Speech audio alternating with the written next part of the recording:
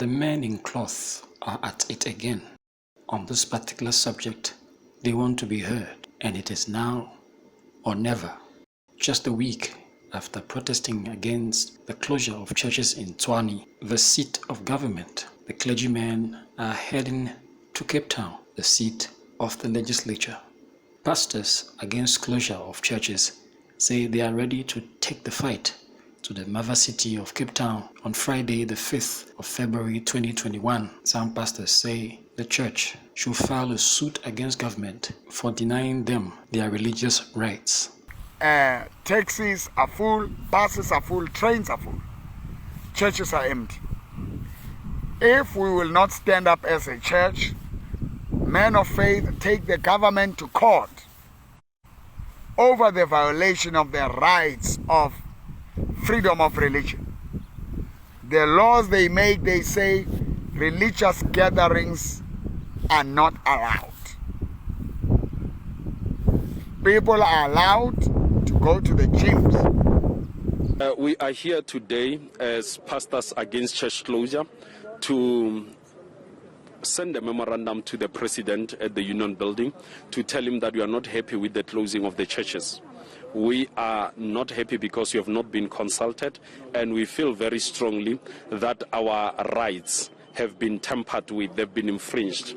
Because if you look into the Constitution of the Republic of South Africa, Act 108 of 1996, Section 15 tells us that we've got a freedom of religion and therefore the practice of it. So when you say you are prohibiting the gathering of churches, you are simply closing.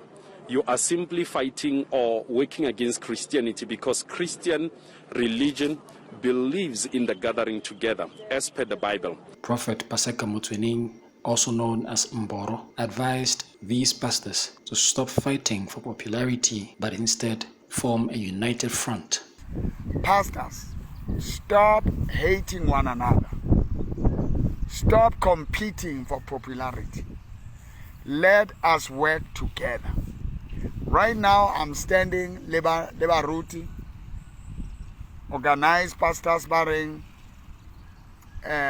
churches, pastors who are praying against, protesting against the closing of churches. I'm joining forces with them, even if we may be at distant. It's not about me, it's not about you, it's about God. If we unite, all people of faith, the God we serve will hear and heal us. It is recalled that a number of pastors stormed the streets last week to hand over a memorandum of understanding to the president concerning the closure of churches without their consultation. Government under Adjusted Level 3 has refused to allow churches to fellowship, labeling church services as one of the super spreader events. However, the clergymen disagreed with government's conduct, saying if other groups were allowed to gather, why not the church? And we are questioning the issue of saying, why are we having your cinemas, your casinos, your gyms, your restaurants, all of them are open and functional. They are gatherings also.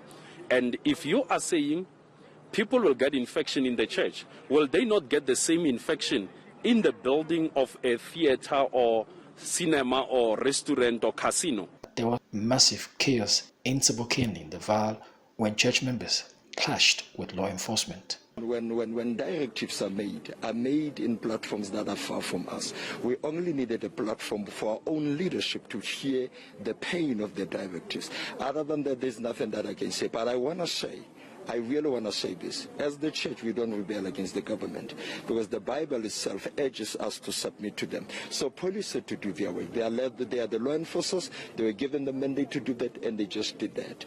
I'm only happy if our cry is being heard by our own government, that they cannot shut down the church. If they have to, proper consultations to be done.